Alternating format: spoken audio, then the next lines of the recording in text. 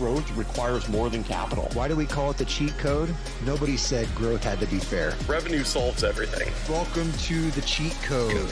What was our fastest path to revenue? We tend to like to do things the hard way. What's the cheat code? It's giving yourself an unfair advantage over the others. What is it that really works, and how are we going to grow these organizations? That's our cheat code.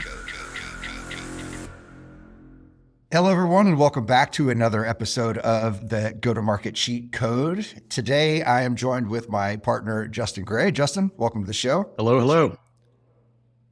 You did the last one with Sean, so you're good to have me back, or are you feeling like Sean's a better co-host? I really miss Sean at this point. Yeah, exactly. That checks out. Well, we're super excited. As you know, season 2 is focused on go-to-market partnerships, and today we are joined by a sales fanatic turned entrepreneur who was bitten by the startup bug long ago, was recognized as a top voice by LinkedIn. She's helping startups hire executive sales and CS leaders without the cringe. She's also an advisor to multiple startup founders, an LP at Stage 2 Capital, and the CEO of Avenue Talent Partners. Amy Volas, welcome to the show. Thank you for having me. That's a laundry list of things that gives me It's quite the intro. hives. You did all that stuff. I did it. I am still doing it, and slap on a book to boot that I am finishing. And you know what? What can she not do? What's the book topic? The book topic is all of the most common hiring pitfalls for founders, why they occur, what Oh, How long is this book? Well, it's really long. I'm excited for editing. It's like a War and Peace subject matter. should we there. call it a book or an epic? It's right now it's 14 chapters, and each chapter is the Different pitfall. pitfall and what to do about it. Yep. Very Yep. cool. Well, Coming to much needed. Yeah, we feel your pain. We're in the middle of writing a book ourselves. As you would imagine, it's on partnerships, but yeah, we understand what you're going through. It's a lot. I would Well- suspect that there are some similarities between where partnerships go wrong and where hiring goes wrong. But maybe that's a different season. Maybe you bring me back for that. I just keep inviting myself back. So Yeah, here we are. we'll have you back. So you got to perform today, though. We got to set high standards. So let's jump right into it. Partnership, your ultimate partnership cheat code. Give it to us. Setting expectations early and often together. Keyword together. So Like it? yeah, I have a lot to say on that topic. So that All is right, let's get going. Setting expectations early and often together. Always a good idea. Rarely executed. Yeah. So tell us a little bit more there. So give us an example. Yeah. I think about the power of mutual action plans. So I think about my sales career, and I think about the things that I have taken away from that I applied to my business. And I think about it from a partnership perspective. When I hear people describe partnerships, or when it's going well or when it's not going well or where it falls short, it's a mismatch of expectations. So what I expected fell short somewhere along the way, or vice versa.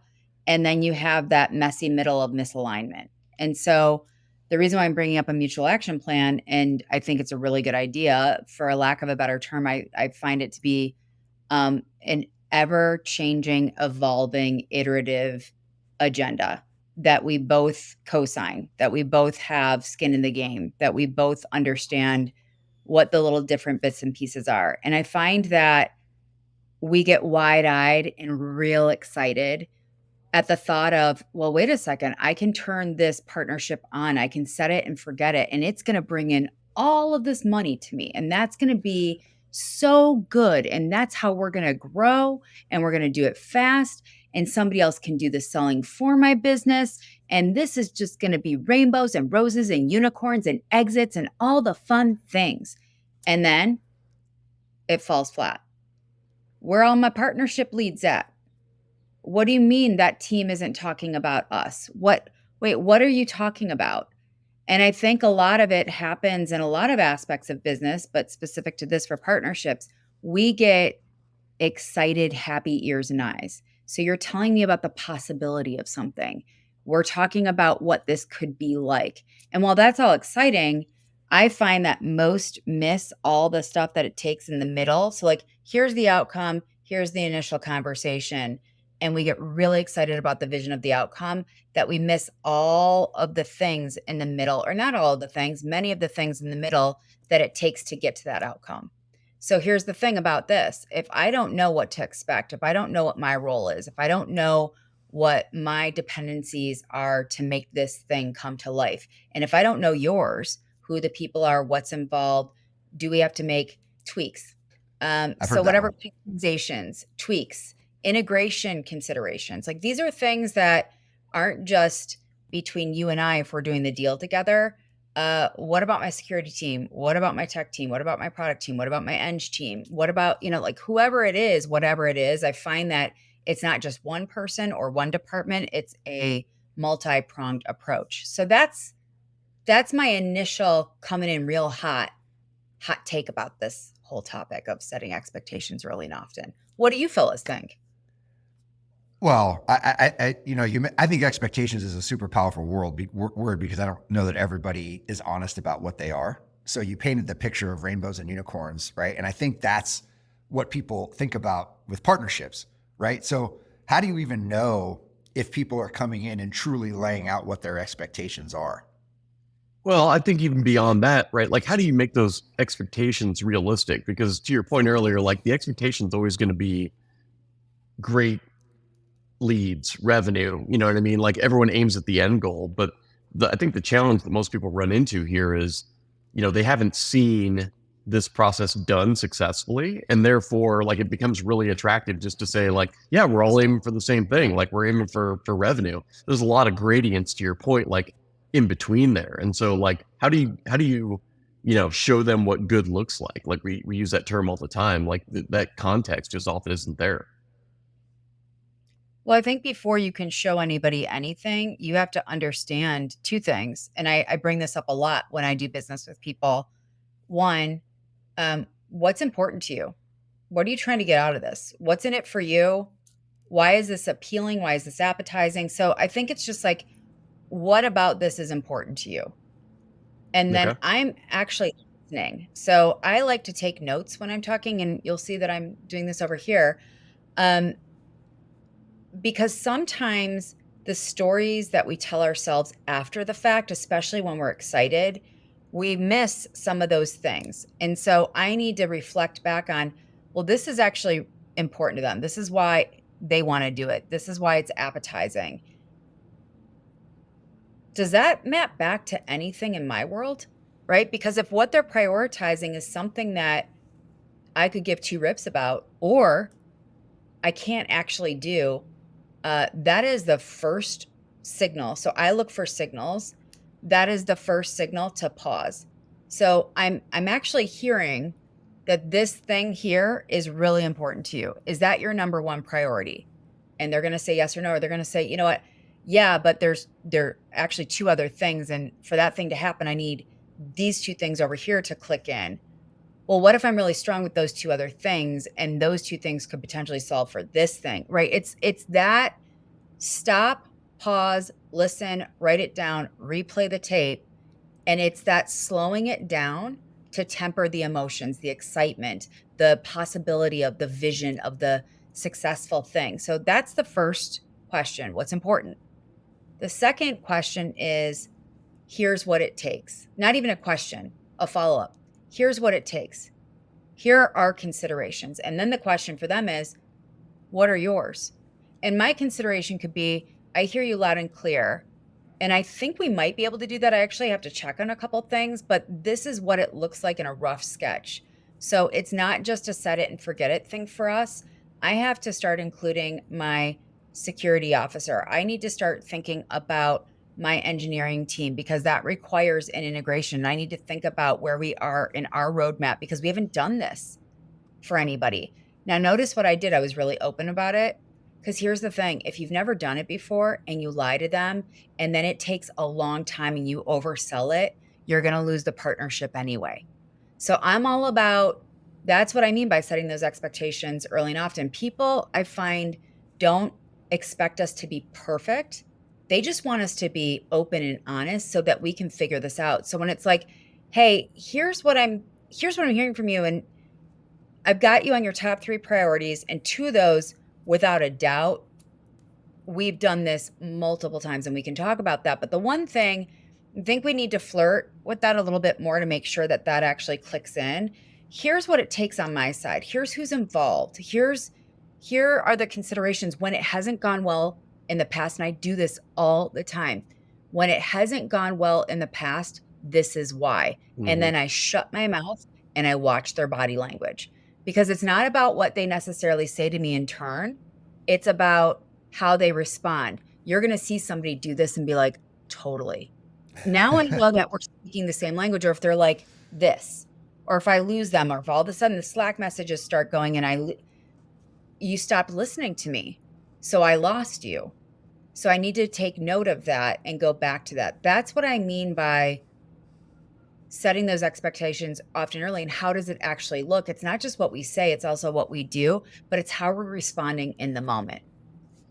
Yeah, I think, because you're in a talent space, my mind just naturally goes into what we've seen as just this recurring theme across all these conversations, which is like how critical the skill set of, this partner, leader, whatever, title we've given them, how critical that skill set is. Like there's entrepreneurship in there. There's the self-awareness. There's, the experience side of things.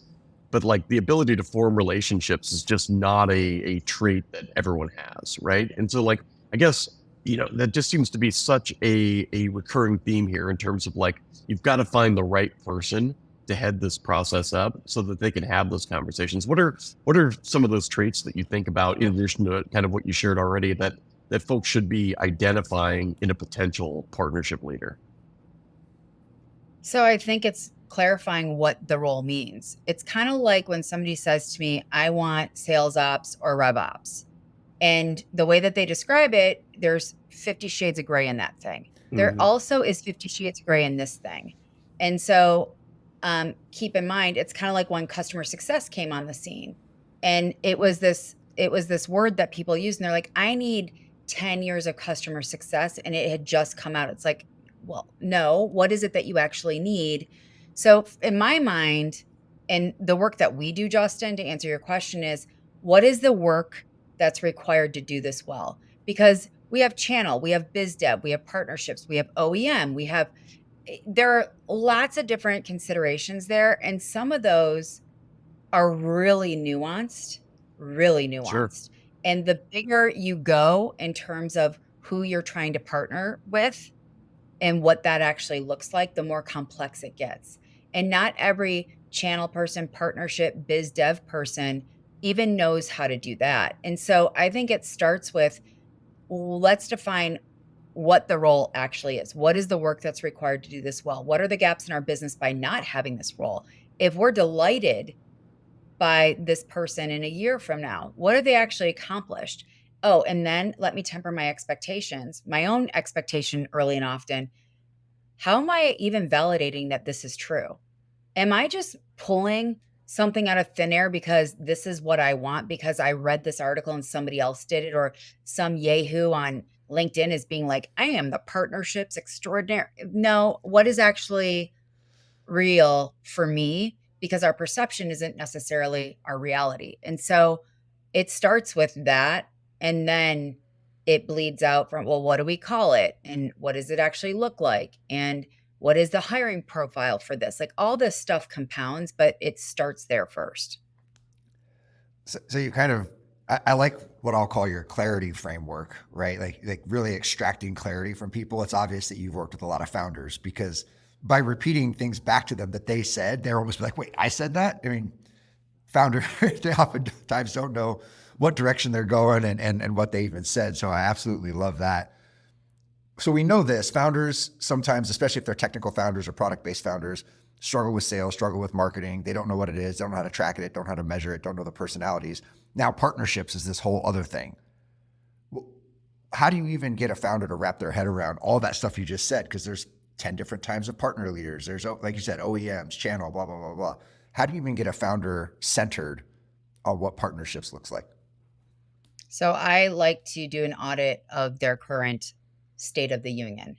So I'm of the mindset, and There are always exceptions to the rule. So I'm not going to speak in an absolute statement, but I am of the mindset that generally speaking, partnerships comes later. It's not where you start when you're early days. So I deal with Why is founders that? that are, well, I'm going to quantify it, but I think this next statement helps me do that. So I deal with founders that are anywhere between $1 million to 25 million.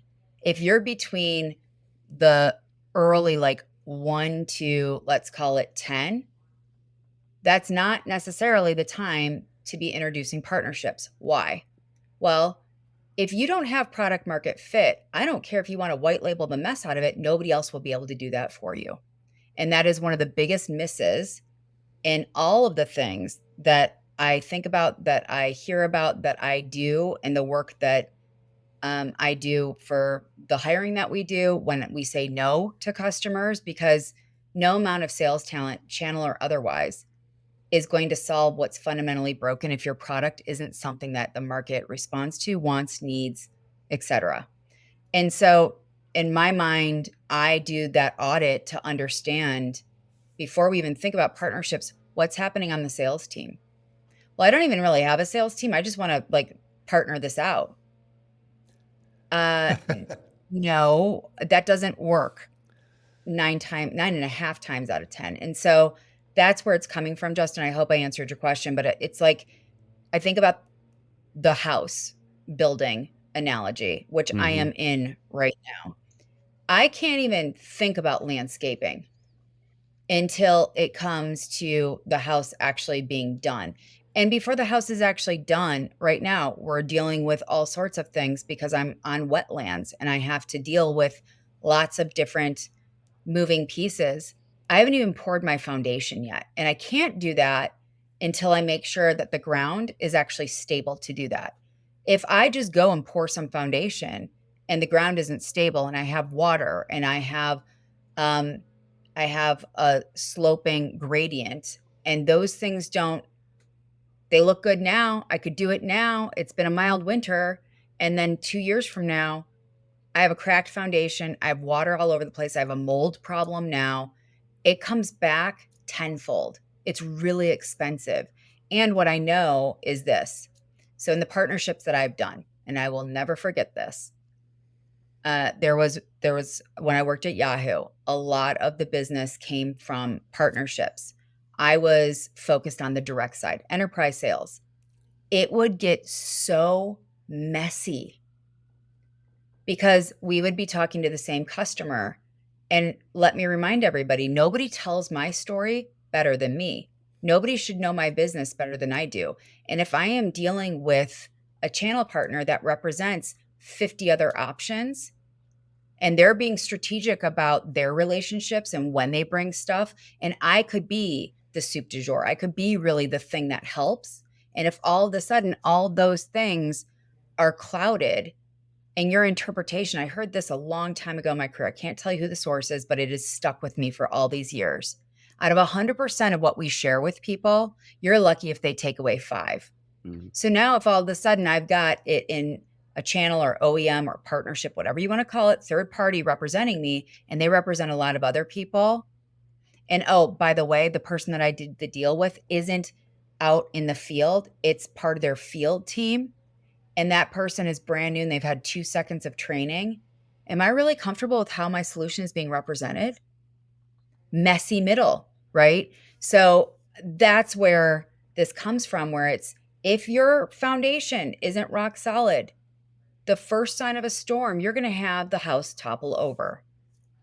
So yeah, I think about that, in terms of maturity more than I do revenue. But like that to your point, it's, and we see this a lot with resale or white label, like, oh, this partner operates under that model. And so we're just going to put together pricing for them because that's how they want to go to market. But, the enablement side of that is, where those programs either live or die. And if you don't, again, to your point, if you don't have that narrative, that process, that maturity in-house and feel really comfortable with it, someone outside those 4 walls is certainly not going to bring it. I always think back to a really large example of this where people are like chasing logos.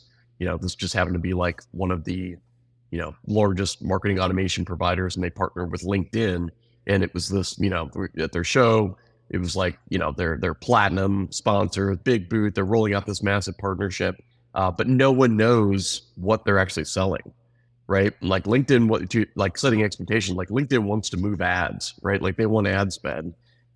This particular platform had no integration to ads. And so like the natural connectivity like was just missing one another. Like it was very clear the goal was logo, right? Like, oh, look at us, we've really crossed that next chasm, and look at the types of organizations that we're partnering with and that are on our website. But things died pretty quickly, and that partnership did die because there not only wasn't that maturity in house, but like from a product standpoint, things just were not aligned. So I think that's just a great example of those expectations being completely, strangers in the night. Well, and I agree wholeheartedly where it's exciting about the possibility. But as fast as I got that new logo, and I think the market correction that we're seeing in tech is a really good reminder of this.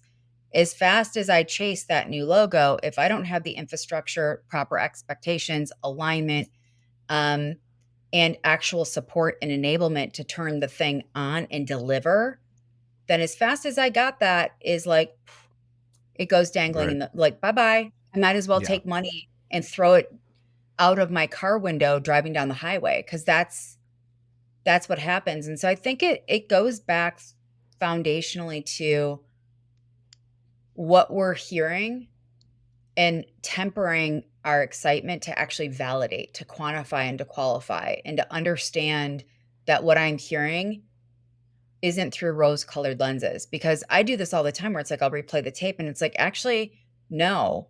I like partially, yes, and no, this thing over here, actually, that's not what I'm saying. Thank God I asked. Yeah. So where have you seen this, like great from a strategic standpoint, but like when the rubber meets the road, like where have you seen this like really perform? Like what's kind of your top, success story having involved this this fundamental? You're not going to like this. I haven't seen it go very well anywhere. Wow. Really? Nowhere. Anywhere I've worked, here's why. Yeah, you can bring in revenue. And I find that people really look at that marker. But where is the revenue coming from? How long does that revenue last? What does it take to get that revenue? And here's where I've seen it not work very well. In the middle between teams. So if you have a sales team that also represents the exact same product in the exact same territory, oh, and now you have this channel team doing the thing, turning it on, it's white labeled. These two teams, they don't know each other, they don't talk to each other, and they may not even know that the deal went on. And so now guess who suffers for that? Your customer. The customer, right? Yeah. And it's not just even the customer, it's also the team. And I have had this angst myself. I've seen this firsthand. I've had plenty of conversations about this.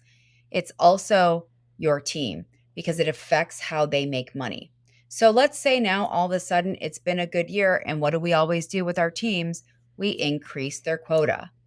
And now if I've got somebody in my own backyard and creating friction and not necessarily even projecting some of the same information that the buyer should know, now the buyer is suffering. They're confused. There are no rules of engagement between these teams. And you've got two other teams. You've got the channel, turner honor, whatever, your customer, that's your channel partner. And you have the channel team. They did a really good deal. They're celebrating. That looks like success. And they're just counting the dollars. But what about the other teams? What about their ability to reach their goals and revenue? That's why I've never seen that go well. Well, it's interesting. Like we do run into that quite a bit in, early partner teams where they're driving a lot of net new revenue through partners. And, the double check there is, like, great, you've established a very effective cost of sale. But customer success is sometimes a really struggle in that situation because they don't have a really solid relationship with, the actual provider. They view, that solution as an add-on or something that is a widget that kind of plugs in to that partner solution, because they're doing the majority of the sale. They're driving that lead. It feels great just to kind of stroke the contract at the end of the day. But the CS team is often having to resell that customer relationship and just show them, who are we, where do we fit actually within this puzzle. So it's an interesting kind of dichotomy there when you're seeing a lot of revenues come in, but a lot of the core fundamentals that you would have handled through a direct sale have not been broached with those customer organizations, and as a result, churn can be an issue. The relationship is certainly an issue. So you've really got to think through those potential pitfalls and address those with kind of these early expectation settings. So even when we get that lead, how are we then going to indoctrinate that customer? And even knowing that we're going to have to put more effort and time and money and so on into that process is I think something that just comes with that experience. Well, and I think how you do one thing is how you do everything. And so when I think about really successful sales teams or go-to-market teams, they're integrated. Their rules of engagement, everyone's very clear. And when a deal is being done, that's when that post-sale team, whether it's account management, whether it's customer success, whether it's implementation, whether it's the whole kit and caboodle, they're already being introduced before the ink is dry. So it's a seamless transition. It's not this choppy, like, oh, wait, now I've got to resell. These people don't even know me. They're not even returning my call. I don't even know how to provide value. I don't know what the expectations are. And so I think that has a lot to do with it. And when I see success, it's when everyone understands what their role is. They are incentivized the right way to realize the behaviors and actions and outcomes we want to see across the board, not just one team versus the other team. And, the simple truth is, especially with the bigger partnerships, the party is just getting started when it turns on. What about all the cross-sell, upsell revenue? And there's so much opportunity that gets left behind on the cutting room floor when we don't stop to think about what those considerations are, who's involved, where does the sales team get involved? And then I find it's the same thing that happens with our marketing folks. You start doing this, and it's a blame game, and it's us versus them. And again, who's suffering for it? Well, our bottom line is, and we don't even realize it, but also we have major friction, and the customer sees that. And it's interesting. Grammarly did a study last year with the Harris poll about the cost of poor communication. This is going to reinforce why I'm dying on this hill of having these kinds of conversations. Yes, it's a hard conversation up front. Yes, you're challenging people. Yes, you're trying to figure it out, but it'll be a lot harder later. So it's like choose your hard. But here's the stat that blew my mind. How much do I'm going to play a little game here. I want to play the guessing game. Let's do it. How much do you think in the US alone, just the US, I don't have any global data. How much do you think is spent every year on poor communication?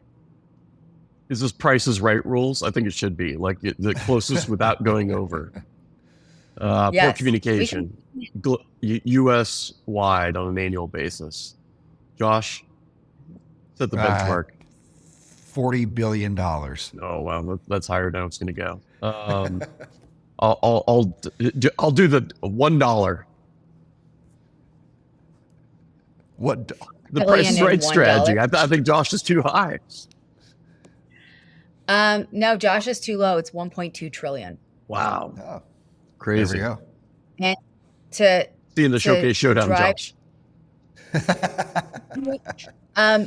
to drive it home even further, and it's true.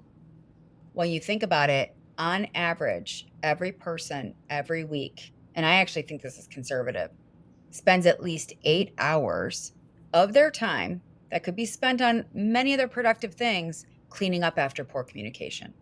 Mm-hmm. I'll buy Fair that. enough. Yeah, I buy that for sure. So think about all the money, all the time.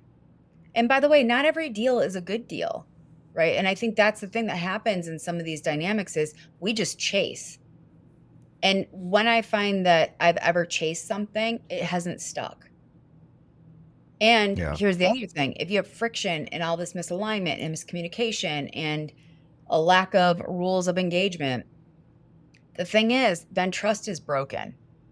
And if it could have really been an amazing opportunity for everybody involved and just required a little bit of oil and grease and TLC up front, that's cool. But here's the thing. Once trust is broken with our customers or our channel partners or anybody else for that matter, it's real hard to get that back. And here's what I do know for a fact. You start doing this, and let's say you're doing these deals to get into enterprise. And let's say you get into, I don't know, I'm just thinking about one of my old customers that told me about their experiences with this stuff. And then I would use it of what not to do, which is great. That's a tip. Talk to your customers and then do what they tell you to do of what they like and what they don't like. Right. But I'm thinking about this one particular customer, and they were a huge global in the Detroit area automotive company. I'll let you figure out which one it is. And the thing that happens is when things start going south, they don't always tell you. They just start going quiet. Mm-hmm. And when that happens, and I will never forget because it helped me get even more money because I was there. I wasn't going away. I was delivering. We were doing great business. It was helping them. It was doing all the things that we wanted to do. And this other thing fell flat. And then I remember the buying committee telling me how much this company regretted what they had done, and they kept trying to get back in. And once the door shuts, it is almost impossible to get it open again unless those people leave. Right. And so these are things like, it's like the long game. It's not just what I want here and now that's going to pad my wallet. It's also what happens in the short term and what happens in the long term. And what are the consequences if this thing goes wrong? So, yeah, that's why. Yeah, I think it's just such an interesting reminder. Like I think companies under index on training and just employee enablement in general. But like when we do invest in those areas, it's never, soft skills like communication. Just like how do we make, the act of convincing someone else that, what you need them to do is in their best interest. How do you communicate that effectively? How do you, set those outcome expectations? What are going to be the indicators of success along the way and so on? Like those are just areas that like we leave people to figure out. And I always think back to like internship programs that we've run where like you literally have to teach someone how to send business email, right? Like folks who are early in their career.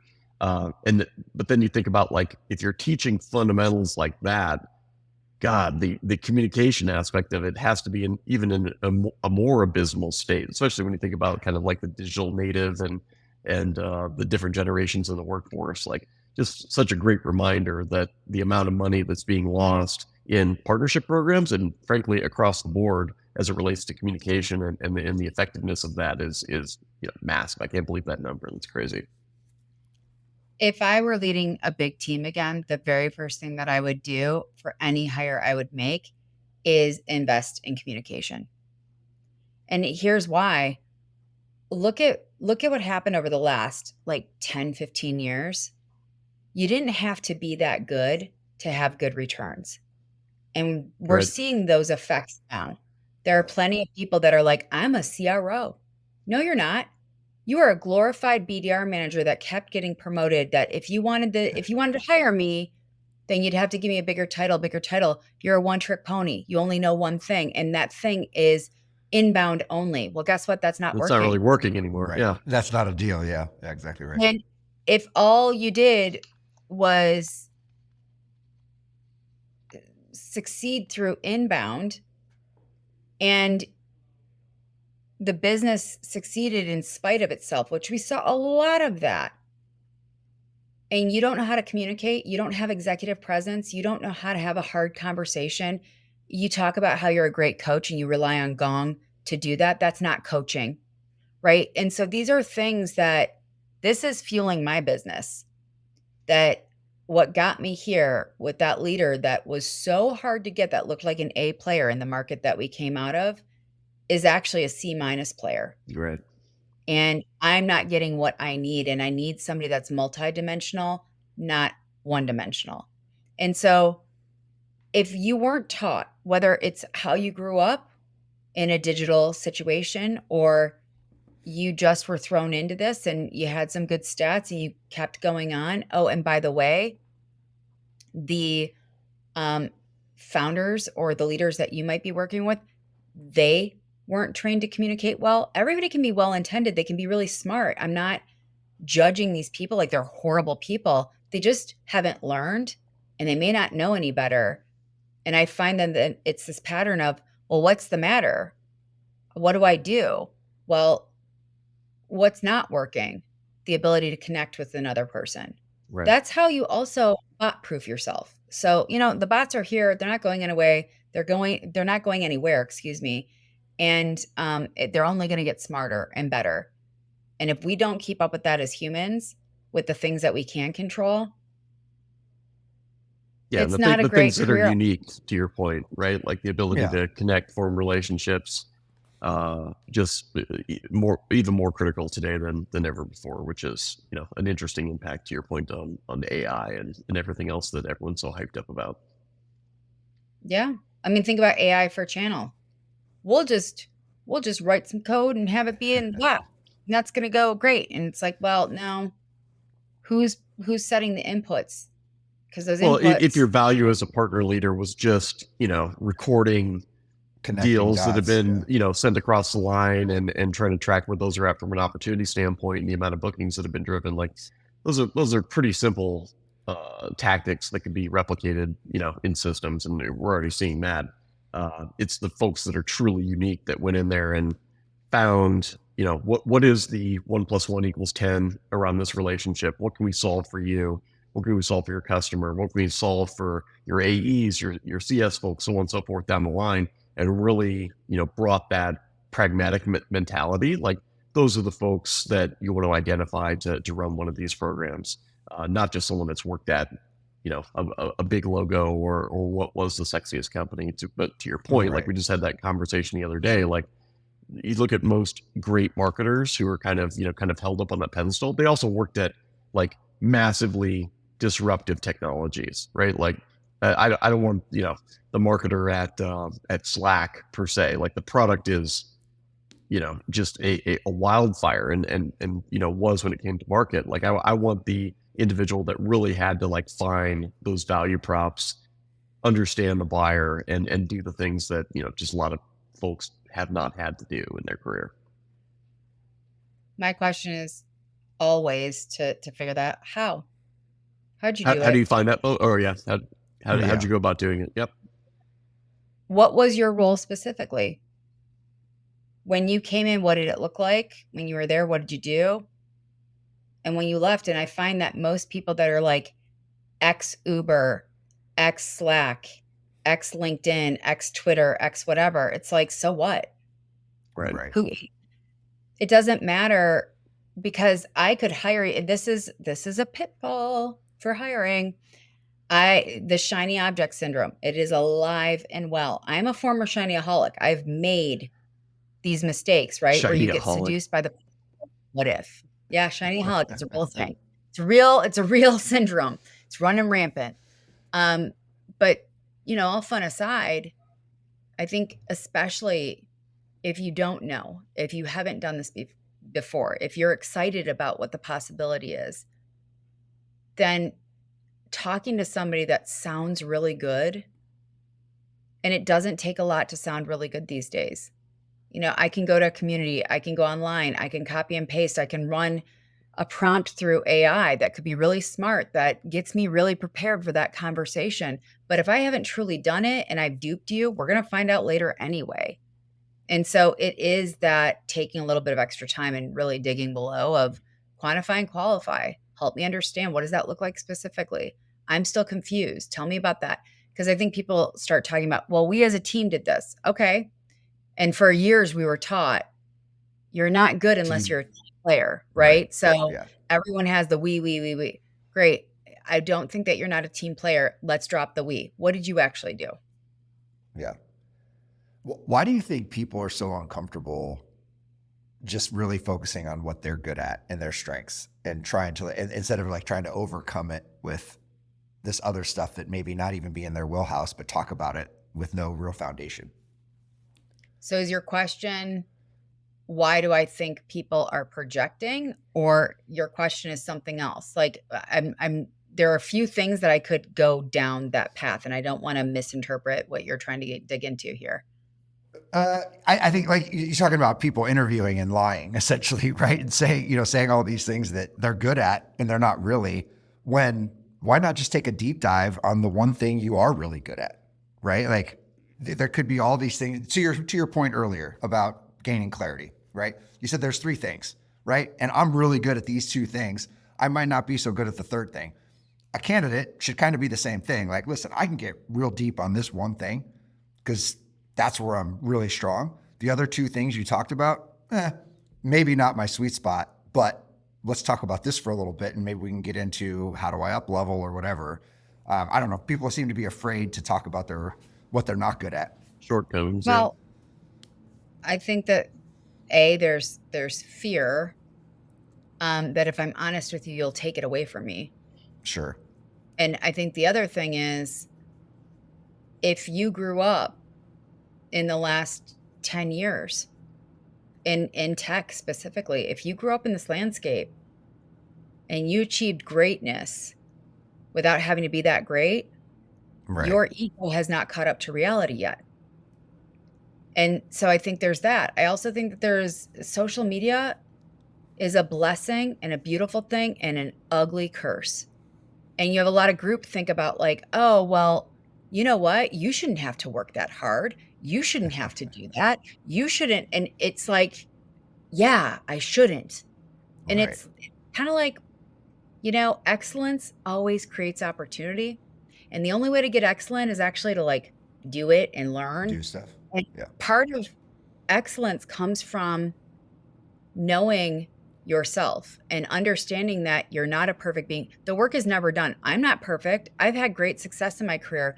I am always challenging myself to figure out blind spots. And because I have such a strong personality, people are afraid to do that with me. And I'm like, no, I want to hear it when I'm asking you for it. If it's like some drive-by rando, no, thank you. But if it's somebody that's in my circle that I trust and respect and has a different point of view, I don't want groupthink of just yesing me to death. I want to know what I'm missing. Not everybody is like that. And so that's one thing. But the other prong to this is it happens on both sides of the hiring equation. So this is something that has been ingrained in hiring managers, and it is something that has been ingrained in the person interviewing. And it's at every level, all different things. Your job is to sell each other on working together. Just get that offer. Just get that role filled. It's the outcome. I just have the outcome in mind. And then you miss, kind of like what we were talking about before, there's all this stuff in the middle that you miss.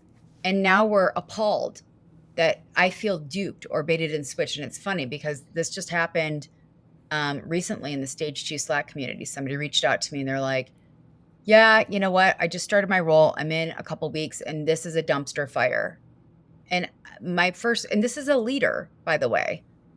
And my first question always is, what do you think you missed in the interview process? Immediate blame. Like, no, I can blame everybody, but hold on.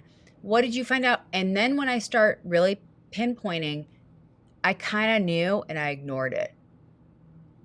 And so I think there's really horrible advice, and I'm thinking about the person that speaks about this a lot, and I will not name and shame. That's not my jam, but they have a very big pedestal on LinkedIn, and what they project isn't necessarily congruent with what happens behind the scenes. And what's really icky about it is this concept of when you're going through interviews, your job is just to get as many offers as you can get. Just get them. Just get all those offers. Okay. Have either one of you interviewed for a job before? It's been a long It's been time. a long time. Have either one of you anytime recently talked to somebody interviewing for a job or even read Yes. anything about Oh, it? yeah, Yes. for sure. Okay, it's hard. It requires a lot. And the cherry rolls, they do have a high bar. Oh, and by the way, it's really competitive and the bar has already raised even more. Yeah. If I am going into that mindset of my job is just to get as much as I can get, how do you think I'm showing up in the interview process? Right. How do you think that I can actually make a well-informed decision? The answer is no. And if I'm on the other side of the hiring equation and my job is to just get this butt in the seat filled, and I hate this advice. I absolutely hate it. Hate is a strong word. I hate this advice. Your job as a hiring manager is to sell the person. No, it's not. Your job is to achieve alignment, because when you're aligned, you don't have to sell anything in sales, in partnerships, in hiring, in marketing, in customer success, in product, in everything. It's kind of like even in our personal lives. If I'm aligned with someone, dating, friendship, my husband, we've been married, it'll be 19 years in June. We're aligned. Doesn't mean we always like each other or agree, but we are aligned. Correct. So I believe this deeply in my soul, that when you know what you stand for and you know what's important to you and you know what your warts are and what you're really good at and what you're excellent at and what you could do, but you don't want to do, and you bring that to the table in anything, hiring or otherwise, that's where you can really achieve alignment. Yeah. That's The great. Well, I think transparency is key. it's a really good place to wrap up and kind of get a little bit more info, because you mic dropped it, right? I like it. So tell us a little bit about, tell the audience where they can find you, a little bit about Avenue Talent Partners and what you're bringing. Obviously, alignment and clarity and being connected and clicked in, but in your words. Yeah. So you can find me on LinkedIn. I think I'm the only Amy Volas, unless some sort of bot tried to take me over. But I'm there, avenuetalentpartners.com. And we focus on helping startup founders make really confident, great hiring decisions to avoid the turnover odds. And that's at the VP plus level for sales and CS. So between avenuetalentpartners.com, LinkedIn, and this book that I'm writing, it'll be very, very clear of how you can find me. I don't hide. So I love nerding out on stuff like this. I say my hotline is always on. It really is. And this stuff is hard. And so I appreciate the conversation. This is an important one to have. And thanks, fellas. I hope that this is useful for anybody that took the time to hear us. Yeah, absolutely. We really appreciate you joining the show. Thanks for being here. Thank you. You're welcome. All right. For those listening, please visit inrevenuecapital.com, the cheat code. Give us a like, give us a follow, all of those good things. Make sure you find Amy and listen to the next episode coming out. Amy, I think we'll have you live within a week or so. So it's good to have everybody here, and thanks for joining the cheat code. Yay. Thank you for having me. Thank you so much, Amy. You're welcome. Thank you.